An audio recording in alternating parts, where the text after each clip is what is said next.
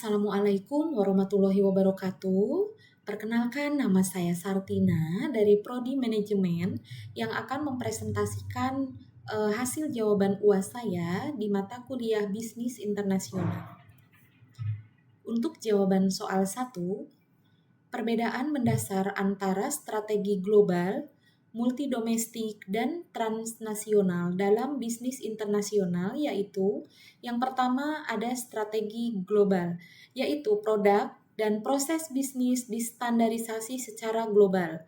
Keputusan strategi terpusat di kantor pusat, fokus pada efisiensi biaya dan skala ekonomi.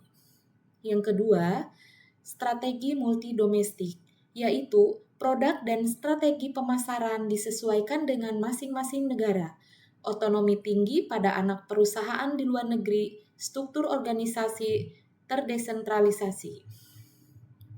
Yang ketiga, strategi transnasional, yaitu menggabungkan efisiensi global dan responsivitas lokal, arus pengetahuan dua arah antara kantor pusat dan anak perusahaan, jaringan operasi lintas negara yang saling terintegrasi.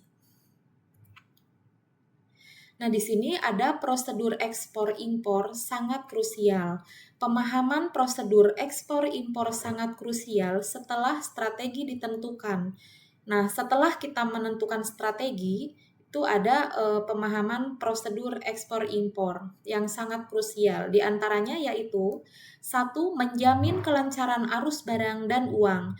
Nah, di sini menjamin kelancaran arus barang dan uang itu strategi global dan transaksional sangat bergantung pada rantai pasok internasional. Kesalahan prosedur ekspor-impor dapat menyebabkan penahanan barang di bea cukai, keterlambatan produksi, gangguan distribusi di pasar tujuan. Yang kedua, ada peran krusial letter of credit atau LC. Nah, di sini LC ini berfungsi sebagai instrumen pembayaran internasional yang mengurangi risiko gagal bayar. Jaminan bagi eksportir bahwa pembayaran akan diterima selama dokumen sesuai. Keterkaitan dengan strategi-strategi global atau internasional. Nah, yaitu volume transaksi tinggi risiko finansial besar tanpa pemahaman LC. Perusahaan bisa gagal mencairkan pembayaran karena ketidaksesuaian dokumen, mengalami kerugian meski barang sudah dikirim.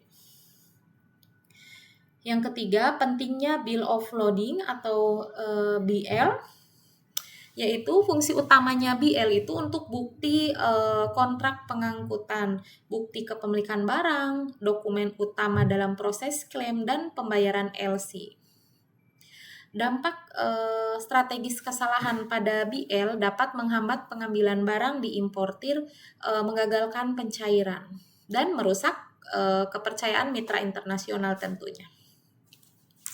Terus ada yang keempat itu konsistensi strategi dan kepatuhan regulasi.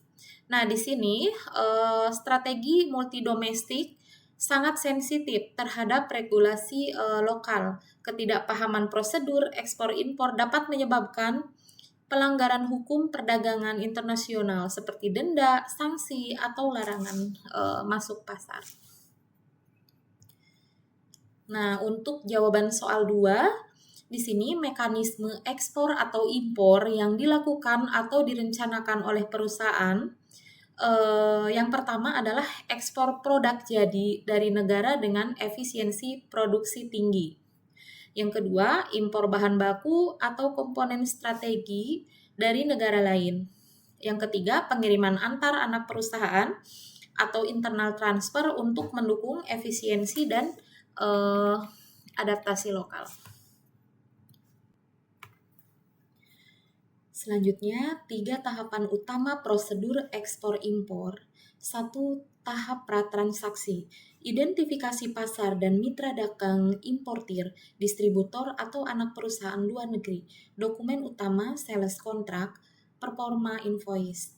Yang kedua, tahap transaksi ekspor, persiapan barang, produksi, pengepakan, dan pelabelan sesuai standar negara tujuan, pengurusan dokumen ekspor, dokumen kunci, bill of lading, Export Declaration atau PEB, Insurance Policy jika CIF.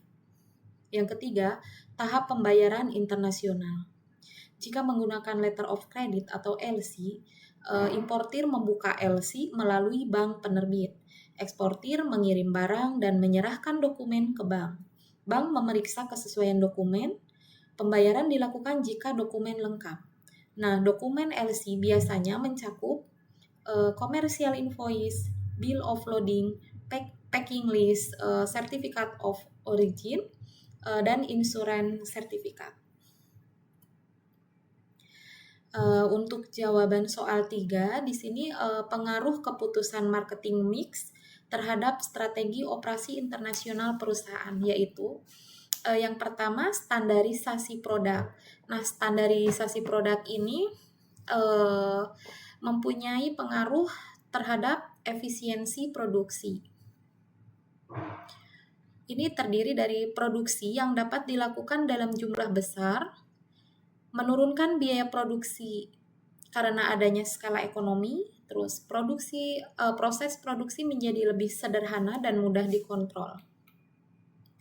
Untuk yang kedua, ini pengaruhnya di efisiensi rantai pasok, yaitu pengadaan bahan baku lebih mudah karena spesifikasi produk seragam, distribusi dapat dilakukan secara global, dan sistem logistik yang seragam memudahkan pengendalian kualitas produk.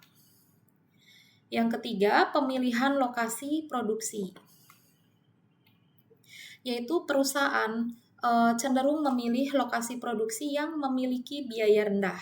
Produksi biaya terpusat, adapun kelemahannya yaitu kurang fleksibel terhadap perbedaan budaya, selera konsumen, dan regulasi lokal. Yang ketiga, pengaruhnya itu pemilihan lokasi produksi. Dan yang kedua, ada adaptasi produk. Nah, pengaruhnya dari adaptasi produk itu lebih ke fleksibilitas produksi, rantai pasok lebih kompleks, dan yang ketiga pemilihan lokasi produksi. Untuk penciptaan keunggulan kompetitif melalui pengelolaan rantai pasok global, yaitu yang pertama integrasi rantai pasok global, yang kedua strategi sourcing global, yang ketiga penggunaan teknologi dan digitalisasi. Nah, untuk keunggulan kompetitif melalui pemilihan lokasi operasi global, diantaranya yaitu efisiensi biaya, kedekatan dengan pasar, akses terhadap sumber daya. Nah, untuk jawaban soal 4, beberapa penerapan strategi SDM internasional PT Indofood CBP sukses makmur TBK, yaitu sebagai berikut. 1. Strategi staffing global. 2. Pelatihan dan pengembangan multikultural. Yang ketiga, sistem manajemen kinerja global. Yang keempat, penguatan budaya organisasi global. Adapun strategi operasi internasional di PT Indofood sendiri untuk mendukung efisiensi dan konsistensi kualitas produk, diantaranya yaitu strategi produksi internasional, strategi logistik internasional, strategi supply chain global.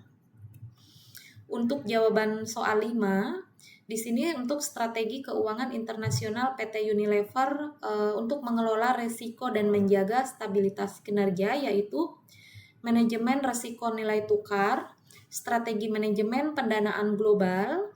Yang ketiga ada pengelolaan arus kas internasional.